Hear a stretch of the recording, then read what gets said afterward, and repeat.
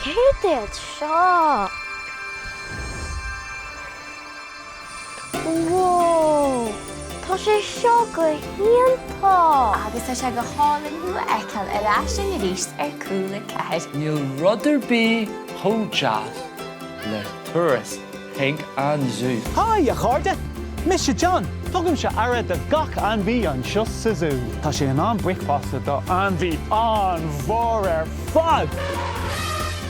Well, ag caint ar bricfast a bhíon Cúla4 ar an air an sé ar maidin go dtí a hocht tróna. Seáling arís, scéal mór eile dar le deadú.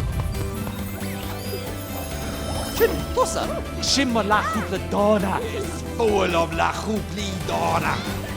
Hey, is me brian agus is trí dormi. Is mis Redden agus is éhí lamsa anbíthe. Is mis Robin agus is bra lumsa bheith ag déanamh bailína. Is mis cruthór farta agus is émór kisfel a méile fearn kisfel a bhaicholin. Dniuh be mu de fólam faoi asam. Beag ní ag ggéanamh rud anspraoi ar fád. Ben with ag fólam chun is rihim samba a crothú. Féim muid ag déanamh hip-hop. Tá seo omláin dríochta.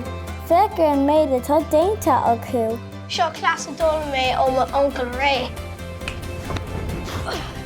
Áte dí mo chala sé. Ceart ar siúla í móid seo. Cámuid bheith cuaramach. Cé tusa? Smis sem máda muir na pád seo.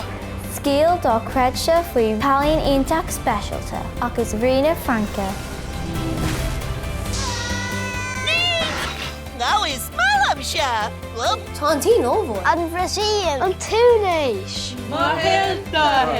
Is móilinn a lig bheith ag doise agus is bra lumsa bailé go specialta. Canis tan sír se agam má fórsantacht a heispint fríd fashion agus rudí nuan ó defriil a chuirla céile. An cáham siú tugam na gimmart peil agus muigad na tíla má dí céire.